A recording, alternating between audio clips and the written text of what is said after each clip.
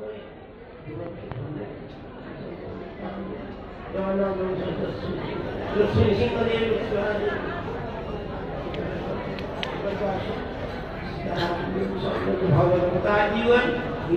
সবাই পুরানি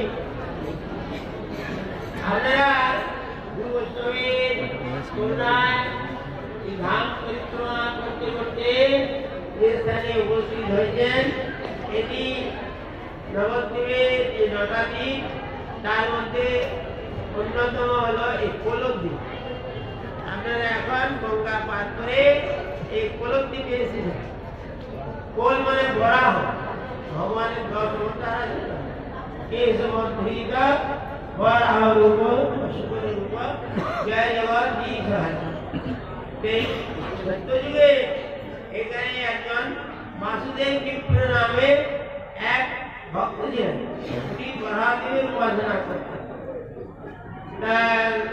এবং এখানে আপনি বরাহদেবীর দর্শন পেয়েছেন।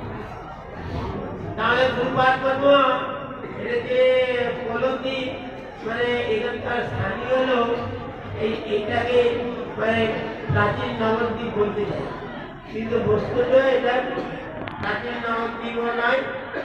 আর নবদ্বীপের মধ্যেই কিন্তু প্রকৃতিতে যেখানে মহাপ্রভুর জন্মস্থান যে নবদ্বীপ হেনধাম ত্রিভুবনায় জয়ী অবতীর্ণ হলে চৈতন্য গোসাই যে স্থানটিতে মহাপ্রভু জন্মগ্রহণ করেছিলেন এটা সেই জায়গাটা না।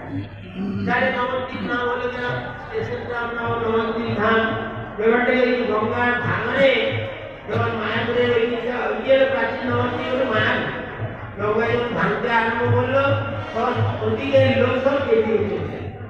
তার অধিবাসী যখন এখানে চলে এলো এরা তখন এই কুলিয়া নামের যে নবদ্বীপ ছিল এই জন্য ওটা কুলিয়ার বদলে এটা নবদ্বীপ নাম। আসলে কুলিয়া কোলক দ্বীপ এটা কোলক দ্বীপের অন্তর্গত।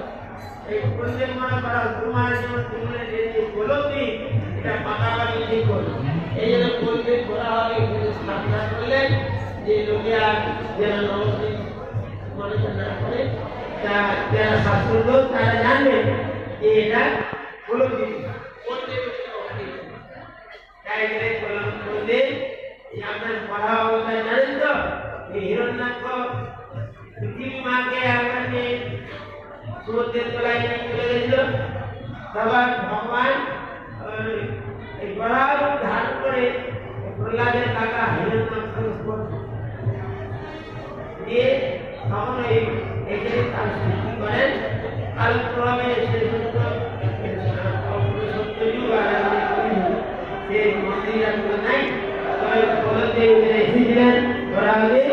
আপনারা যে বরাহদেব মূর্তি দর্শন করবেন প্রণাম করবেন তারপরে